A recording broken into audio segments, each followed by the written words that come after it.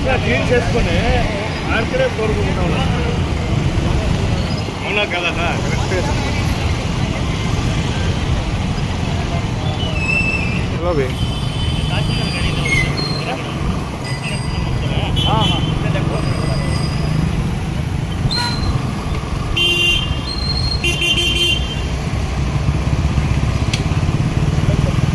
हाँ चलो अभी पकड़ रहा हूँ, टेंशन ही नहीं यहाँ पर। सुकून से बैठो।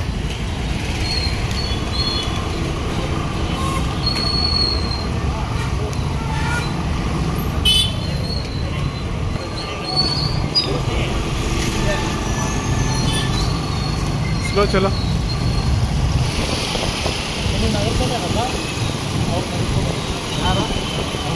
हाँ हाँ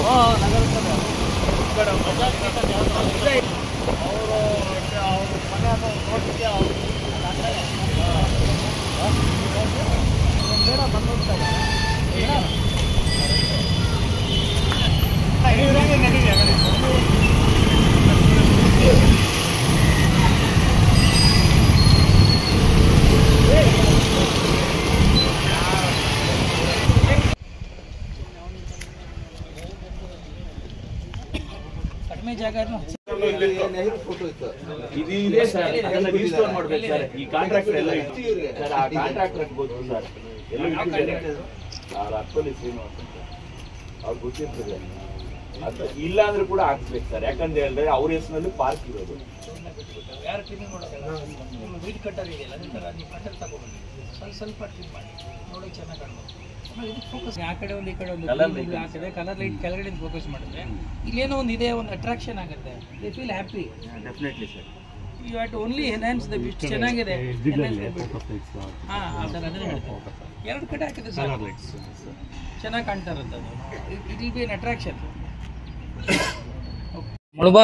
ಮುಳುಬಾಗಿಲು ನಗರಕ್ಕೆ ಭಾಳ ಸಾರಿ ಬಂದಿದ್ದೀನಿ. ಆದರೆ ಇವತ್ತೇನಪ್ಪ ಅಂತಂದರೆ ನಮ್ಮ ಕೋಲಾರ ಜಿಲ್ಲೆ ಎಲ್ಲ ಪ್ರಮುಖ ನಗರಗಳನ್ನು ಸೈಕಲ್ನಲ್ಲಿ ನಗರ ಪ್ರದೇಶವನ್ನು ಸಂಚಾರ ಮಾಡಿ ಅಲ್ಲಿರ್ತಕ್ಕಂಥ ಶ್ರೀಸಾಮಾನ್ಯರ ಸಮಸ್ಯೆಗಳನ್ನು ಅರ್ಥ ಮಾಡಿಕೊಳ್ಳೋ ಪ್ರಯತ್ನ ಮಾಡೋದು ಮತ್ತು ಹೇಗೆ ನಗರವನ್ನು ಸ್ವಚ್ಛತೆ ದೃಷ್ಟಿಯಿಂದ ಅಭಿವೃದ್ಧಿಪಡಿಸೋದು, ಸಾರ್ವಜನಿಕರಲ್ಲಿ ಜಾಗೃತಿಯನ್ನು ಉಂಟು ಮಾಡೋದು ಮತ್ತು ನಮ್ಮ ಪುರಸಭೆ ಮತ್ತು ನಗರಸಭೆಯ ಅಧಿಕಾರಿಗಳಲ್ಲಿ ಒಂದಷ್ಟು ವಿಶ್ವಾಸವನ್ನು ಮೂಡಿಸ್ತಕ್ಕಂಥ ದೃಷ್ಟಿಯಿಂದ ಇವತ್ತು ನಾನು ಮುಳುಬಾಗಿಲು ನಗರಕ್ಕೆ ಬಂದಿದ್ದೇನೆ.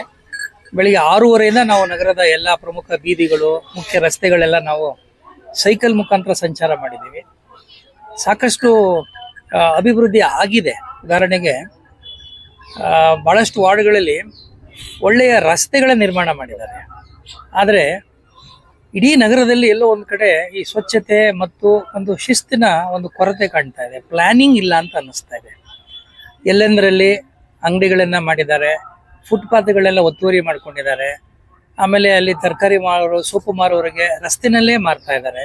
ಅದು ಅಂತ ಒಳ್ಳೆಯ ಸೇಫ್ಟಿ ದೃಷ್ಟಿಯಿಂದ ಮತ್ತು ಘನತೆಯ ದೃಷ್ಟಿಯಿಂದ ಅದು ಒಳ್ಳೆಯದಲ್ಲ. ಈಗಾಗಲೇ ಸುಪ್ರೀಂ ಕೋರ್ಟಿನ ನಿರ್ದೇಶನ ಕೂಡ ಇದೆ. ಏನಂತಂದರೆ, ಯಾರು ನಗರದಲ್ಲಿ ಬೀದಿ ಬದಿ ವ್ಯಾಪಾರಿಗಳಿರ್ತಾರೆ ಅವರುಗಳಿಗೆ ಯೋಗ್ಯವಾದಂಥ ಒಂದು ಸೌಕರ್ಯವನ್ನು ನಗರಸಭೆಗಳು ಕಲ್ಪಿಸ್ಕೊಡ್ಬೇಕು. ಅದಕ್ಕೆ ನಾವು ಈಗಾಗಲೇ ಶ್ರೀನಿವಾಸಪುರದಲ್ಲಿ, ಕೋಲಾರದಲ್ಲೆಲ್ಲ ಫುಡ್ ಕೋರ್ಟ್ ಮಾಡಿದ್ದೇವೆ. ಈಗೇನು ಐಡೆಂಟಿಫೈ ಮಾಡಿದ್ದಾರೆ ಜಾಗ, ಅದು ಸೂಕ್ತವಾಗಿಲ್ಲ. ನಗರದ ಮಧ್ಯಭಾಗದಲ್ಲಿ ಒಂದು ಒಳ್ಳೆಯ ಜಾಗವನ್ನು ಗುರುತಿಸಲಿಕ್ಕೆ ನಾವು ಹೇಳಿದ್ದೇವೆ. ಆಮೇಲೆ ಒಂದು ಕೆಲವು ಕಡೆ ಉದಾಹರಣೆಗೆ ಅಂಬೇಡ್ಕರ್ ಸರ್ಕಲ್, ಆ ಸರ್ಕಲ್ ಕೂಡ ಅಭಿವೃದ್ಧಿ ಆಗಬೇಕು. ಅಲ್ಲಿ ಟ್ರಾಫಿಕ್ ಕೂಡ ಇಲ್ಲ. ಅದೇ ಥರ KEB ಸರ್ಕಲ್, ಆ ಸರ್ಕಲ್ ಅಂತ ನನಗೆ ಅನ್ನಿಸ್ಲೇ ಇಲ್ಲ ಅದು. ಆಮೇಲೆ ಕೆಲವು ರಸ್ತೆಗಳು ಇಲ್ಲಿ ಇನ್ನೂ ಕೂಡ PWD ಅವರ ಒಂದು ಸುಪರ್ದಿನಲ್ಲಿದೆ. ಸೊ ಅದರ ಅಭಿವೃದ್ಧಿ ನಗರಸಭೆಯವರು ಮಾಡ್ತಾ ಇಲ್ಲ, ಯಾಕೆಂದರೆ ಅದು ಅವ್ರಿಗೆ ಸೇರಿದ್ದು ಅಂತ. ಹಾಗಾಗಿ ಸದ್ಯದಲ್ಲೇ PWD ಅವ್ರನ್ನ ಮತ್ತು ನಾವೀಗ ಒಂದು ಪಾರ್ಕ್ ಕೂಡ ಹೋಗಿದ್ದು, ಯಾವುದು ನಮ್ಮ ಪಾಳ್ಯ ಅಲ್ಲ ಇನ್ನೊಂದು ಪಾಳ್ಯ ಹತ್ರ ಸೋಮೇಶ್ವರ ಪಾಳ್ಯ, ಅದು MIಗೆ ಬರುತ್ತೆ, ಯಾಕೆಂದ್ರೆ ಅಲ್ಲಿ ಕೆರೆ ಇದೆ. ಸೊ ಆ ಕೆರೆ ಸೇರಿದಂಗೆ ಇರತಕ್ಕಂಥ ಆ ಉದ್ಯಾನವನ್ನು ಕೂಡ ಅಭಿವೃದ್ಧಿ ಪಡಿಸೋ ದೃಷ್ಟಿಯಿಂದ MI executive engineer, PWD executive engineer ಮತ್ತು ಇನ್ನು ಉಳಿದ ನಗರಸಭೆ ಅಧಿಕಾರಿಗಳ ಜೊತೆ ಒಂದು ಸಭೆ ಮಾಡಿ ಇನ್ನು 15 ದಿನದಲ್ಲಿ ನಮ್ಮ ಈ ಮುಳುಬಾಗಿಲಿನಲ್ಲಿ ಒಂದಷ್ಟು ವಿಸಿಬಲ್ ಚೇಂಜಸ್ ಆಗಬೇಕು ಸ್ವಚ್ಛತೆ ದೃಷ್ಟಿಯಿಂದ. ಮತ್ತು ಈ ರಸ್ತೆ ಬದಿಲಿರ್ತಕ್ಕಂಥ ಅವ್ಯವಸ್ಥೆಯಿಂದ ಕೂಡಿರ್ತಕ್ಕಂಥ ಪ್ರದೇಶಗಳಿಂದ ಮತ್ತು ಅಂಗಡಿ ಮುಂಗಟ್ಟುಗಳಿಂದ ಅದನ್ನು ಮುಕ್ತಿ ಕೊಡಬೇಕು ಅಂತ ನಾನು ಈಗಾಗಲೇ ನಗರಸಭೆಯವ್ರಿಗೆ ಹೇಳಿದ್ದೀವಿ. ಆಮೇಲೆ ನೆಹರು ಪಾರ್ಕ್ಗೆ ನಾವು ಹೋಗಿದ್ದು. ನೆಹರು ಪಾರ್ಕ್ ಚೆನ್ನಾಗಿದೆ, ಅಲ್ಲಿ ಒಂದಷ್ಟು ಮೂಲಭೂತ ಸೌಕರ್ಯದ ಕೊರತೆ. ಉದಾಹರಣೆಗೆ ಅಲ್ಲಿ ನೀರಿಲ್ಲ ಸಮ್ಮರ್ ಟೈಮಲ್ಲಿ ಅಂತ ಹೇಳ್ತಾರೆ, ಅದೊಂದು ವ್ಯವಸ್ಥೆ ಮಾಡೋಕ್ಕೆ. ಆಮೇಲೆ ಅಲ್ಲಿ ಒಂದು ಔಟ್ಡೋರ್ ಜಿಮ್ ಮಾಡ್ಲಿಕ್ಕೆ ಕೂಡ ಈಗಾಗಲೇ ಕ್ರಮ ತಗೊಂಡಿದ್ದೀವಿ. ನಗರದಲ್ಲಿ ಪ್ರಮುಖವಾಗಿ ವಿಶೇಷವಾಗಿ ನನಗೆ ಇನ್ನೊಂದು ಸಮಸ್ಯೆ ಅನಿಸಿದ್ದು, ಅಲ್ಲಿ ಚಿಕನ್ ಮಾರಾಟ ಮಾಡುವಂಥ, ಮಟನ್ ಮಾರಾಟ ಮಾಡುವಂಥ ಆ ಜಾಗಕ್ಕೆ ಹೋಗಿದ್ದು. ನಮ್ಮ ನಗರಸಭೆ ಆಸ್ತಿನೇ ಅದು. ಆದರೆ ದುರದೃಷ್ಟವಶಾತ್ ನಗರಸಭೆಯವರು ಅದನ್ನು ಸರಿಯಾದ ರೀತಿಯಲ್ಲಿ ನಿರ್ವಹಣೆ ಮಾಡ್ತಾ ಇಲ್ಲ. ಇಡೀ ಆ ಕಾಂಪ್ಲೆಕ್ಸ್ನ ಸರಿಯಾದ ರೀತಿಯಲ್ಲಿ ನಿರ್ವಹಣೆ ಮಾಡಬೇಕು, ಅದಕ್ಕೊಂದು ಆ್ಯಕ್ಷನ್ ಪ್ಲಾನ್ ಹಾಕೊಂಡು ಮಾಡಿ ಅಂತ ಕೂಡ ಹೇಳಿದ್ದೇನೆ. ಮುಖ್ಯವಾಗಿ ಇನ್ನೊಂದೇನಪ್ಪ ಅಂದರೆ, ಮನೆಗಳಿಂದ ಕಸ ಸಂಗ್ರಹಣೆ 100% ಆಗ್ತಾ ಇಲ್ಲ. ನಮ್ಮಲ್ಲಿ ಎನ್ವೈರನ್ಮೆಂಟ್ ಇಂಜಿನಿಯರ್ ಇದ್ದಾರೆ, ಮತ್ತು ಇಂಜಿನಿಯರ್ಸ್ ಇದ್ದಾರೆ, ಹೆಲ್ತ್ ಇನ್ಸ್ಪೆಕ್ಟರ್ಸ್ ಇದ್ದಾರೆ. ಇವರೆಲ್ಲರೂ ಕೂಡ ನಮ್ಮ ನಗರಸಭೆಯ ಕಮಿಷನರ್ ಅವರ ಮಾರ್ಗದರ್ಶನದಲ್ಲಿ ಸ್ವಲ್ಪ ಹೆಚ್ಚು ಕೆಲಸವನ್ನು ಮಾಡಬೇಕು. ಅದು ಸಂಜೆ ಹೊತ್ತಾಗ್ಬೋದು, ಬೆಳಿಗ್ಗೆ ಹೊತ್ತಾಗ್ಬೋದು. Especially cleaning activity. ಆಮೇಲೆ ಮನೆಯಿಂದ ಸಂಗ್ರಹ ಮಾಡ್ತಾರೆ 100% ಸೆಗ್ರಿಗೇಷನ್ ಆಗಬೇಕು. ಮತ್ತು ಸೆಗ್ರಿಗೇಟ್ ಆಗಿರ್ತಕ್ಕಂಥ ಕಸ, ಹಸಿ ಕಸ, ಒಣ ಕಸ ಹೊರಗಡೆಗೆ ಇಡೀ ನಗರದಲ್ಲಿ ಅದು ವಿಲೇವಾರಿ ಆಗಬೇಕು. ಇಲ್ಲದೆ ಹೋದ್ರೆ ಏನಾಗುತ್ತೆ, ಆ ಬೀದಿನಲ್ಲೋ ರಸ್ತೆ ಬದಿನಲ್ಲೋ ಎಲ್ಲೋ ಕೂಡ ಅಲ್ಲಿ ಬ್ಲ್ಯಾಕ್ ಸ್ಪಾಟ್ಸ್ಗಳಾಗಕ್ಕೆ ಆಗುತ್ತೆ. ಇನ್ನೊಂದು ನಾನು ಗಮನಿಸಿದ್ದೇನಪ್ಪ ಅಂದರೆ, ಇದ್ರ ಸುತ್ತ ಭಾಳ ಒಳ್ಳೆ ಕಲ್ಯಾಣಿಗಳಿದೆ. ಈಗ ನಮ್ಮ ಈ ದೇವಸ್ಥಾನ, ಅದ್ರ ಹಿಂಭಾಗದಲ್ಲಿ ಒಂದು ಕಲ್ಯಾಣಿ ಇದೆ. ಅದಕ್ಕೆ ಒಂದು ಹೊಸ ರೂಪ ಕೊಡಬೇಕು ಅಂತ ಯೋಚನೆ ಮಾಡ್ತಾ ಇದ್ದೀನಿ. ಮತ್ತು ದೇವಸ್ಥಾನದ ಸುತ್ತ ಕೂಡ ಅಭಿವೃದ್ಧಿ ಪಡಿಸಲಿಕ್ಕೆ ಒಂದು ಪಾರಂಪರಿಕವಾದಂಥ ಈ ದೀಪಗಳನ್ನು ಅಳವಡಿಸೋದ್ರ ಮೂಲಕ ಈ ಭಾಗಕ್ಕೆ ಒಂದು ಬೇರೆ ರೀತಿಯಾದಂಥ ಒಂದು ರೂಪವನ್ನು ಕೊಡಲಿಕ್ಕೆ ಅವಕಾಶ ಇದೆ. ನಗರಸಭೆಯವರು ಅದಕ್ಕೊಂದು ಕ್ರಿಯಾ ಯೋಜನೆಯನ್ನು ಮಾಡಿ ಅಂತ ಕೂಡ ನಾನು ಹೇಳಿದ್ದೀನಿ. ಸಾರ್ವಜನಿಕರು ದಯಮಾಡಿ ನಗರಸಭೆಯೊಂದಿಗೆ ಸಹಕರಿಸಬೇಕು, ಕೈ ಜೋಡಿಸಬೇಕು. ವಿಶೇಷವಾಗಿ ಈ ಕಸ ನಿರ್ವಹಣೆಯಲ್ಲಿ ಮತ್ತು ಸ್ವಚ್ಛತೆಯನ್ನು ಕಾಪಾಡೋದ್ರಲ್ಲಿ ಅಂತೇಳಿ ನಿಮ್ಮ ಮೂಲಕ ನಾನು ವಿನಂತಿ ಮಾಡ್ಕೊಳ್ಳೋಕ್ಕೆ ಇಷ್ಟಪಡ್ತೀನಿ. ಈಗಾಗಲೇ ಸಾಕಷ್ಟು ಡೈರೆಕ್ಷನ್ ಕೊಟ್ಟಿದ್ದೀನಿ. 15 ದಿನ ಬಿಟ್ಟು ಮತ್ತೆ ಬರ್ತೀನಿ. ನಾನು ನಮ್ಮ PD ಮೇಡಮು ಮತ್ತು ಎಕ್ಸಿಕ್ಯೂಟಿವ್ ಇಂಜಿನಿಯರ್ಗೆ ಹೇಳಿದ್ದೀನಿ, ನಾಳೆಯಿಂದ ಒಂದು 2 ದಿನ ಅವರು ಇಲ್ಲಿ ಕೂತ್ಕೊಂಡು ಏನೇನು ಕೆಲಸ ನಾನು ಡೈರೆಕ್ಷನ್ ಅದೆಲ್ಲ ಈ ತಿಂಡಿ ತಿನಿಸುಗಳನ್ನ ಮಾರಾಟ ಮಾಡ್ತಾರಲ್ಲ, ಅವರು ಮೇನ್ ರೋಡ್ಗೆ ಬಂದುಬಿಟ್ಟಿದ್ದಾರೆ. ಅದರಿಂದ ಏನಾಗುತ್ತೆ, ನಗರದ ಒಂದು ಸೌಂದರ್ಯಕ್ಕೆ ಧಕ್ಕೆ ಬರುತ್ತೆ. ಜಾಗನೂ ಜಾಸ್ತಿ ಇದೆ. ಅವರುಗಳಿಗೆ ನಾವು ಬೇರೆ ಜಾಗ, ಯೋಗ್ಯವಾದ ಜಾಗ ಕೊಡಬೇಕು. ಅವ್ರಿಗೆ ಲೈವ್ಲಿಹುಡ್ ಏನಿದೆ, ಜೀವನೋಪಾಯಕ್ಕೆ ತೊಂದರೆ ಆಗಬಾರ್ದು. ಆಮೇಲೆ ಅವ್ರಿಗೆ ವ್ಯಾಪಾರ ಕೂಡ ಆಗಬೇಕಲ್ಲ. ನೀವು ಫುಡ್ ಕೋರ್ಟ್ ಎಲ್ಲೋ ಮಾಡಿಬಿಟ್ರೆ ಜನ ಬಂದು ಅಲ್ಲಿ ಉಪಯೋಗಿಸ್ಕೋಬೇಕಲ್ಲ. ನಾವು ಫುಡ್ ಕೋರ್ಟ್ ಮಾಡೋದು ಮುಖ್ಯ ಅಲ್ಲ, ಅದು ಫುಟ್ಫಾಲ್ ಇರಬೇಕು. ಅದು ಯೋಗ್ಯವಾದ ಸೂಕ್ತವಾದ ಜಾಗ ಆಗಿರಬೇಕು ಅಂತ ಹೇಳಿದ್ದೀನಿ. ಸದ್ಯದಲ್ಲೇ ಅವರು ಜಾಗ ಕೂಡ ಹುಡುಕ್ತಾರೆ. ಆಮೇಲೆ ಇನ್ನೊಂದು, ಆ ಸರ್ಕಲ್ಗಳಲ್ಲಿ ನನಗೆ ಬಂದ ಕಂಪ್ಲೇಂಟ್ಸ್ ಏನಪ್ಪ ಅಂದರೆ, ಸಾರ್ವಜನಿಕರು ಬಸ್ ನಿಲ್ದಾಣದಲ್ಲಿ ನಿಲ್ತಾರೆ, ಆಟೋ ಕಾಯ್ತಿರ್ತಾರೆ, ಅವ್ರಿಗೆ ಶೌಚಾಲಯದ ಒಂದು ಅನನುಕೂಲ ಇದೆ ಅಂತ ಹೇಳಿದರು. ಅದು ಕೂಡ ಒಂದು ಜಾಗ, ಸೂಕ್ತವಾದ ಜಾಗ ಹುಡುಕಬೇಕು. ಯಾಕೆಂದರೆ ಇವೆಲ್ಲ ನಗರಸಭೆ ಆಸ್ತಿನೇ.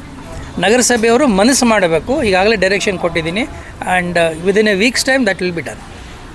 ದೇವಾಲಯಗಳು, ಮುಜರಾಯ ಎಲ್ಲ ದೇವಾಲಯಗಳು ನಮ್ಮೇನು ಇಲಾಖೆನ ಅಡಿನಲ್ಲಿ ಬರ್ತದೆ, ಎಲ್ಲ ದೇವಾಲಯಗಳಲ್ಲೂ ಕೂಡ ಲಡ್ಡು ತಯಾರಿಕೆಯನ್ನು ಮಾಡಿ ಮತ್ತು ಪ್ರಸಾದವನ್ನು ವಿನಿಯೋಗ ಮಾಡ್ತಾಯಿದ್ದೀವಿ. ಆಮೇಲೆ ವಿಶೇಷ ದರ್ಶನ ಅಂತ ನಾವು ಅದನ್ನು ಒಂದು ಸೇವೆಯನ್ನು ಕಲ್ಪಿಸಿ ವಿಶೇಷ ದರ್ಶನ ಮಾಡೋರಿಗೆ ಮುಕ್ತವಾಗಿ, ಅಂದರೆ ಉಚಿತವಾಗಿ ಲಡ್ಡು ಕೊಡ್ತಕ್ಕಂಥ ಒಂದು ಕೆಲಸವನ್ನು ಕೂಡ ಮಾಡಿದ್ದೇವೆ.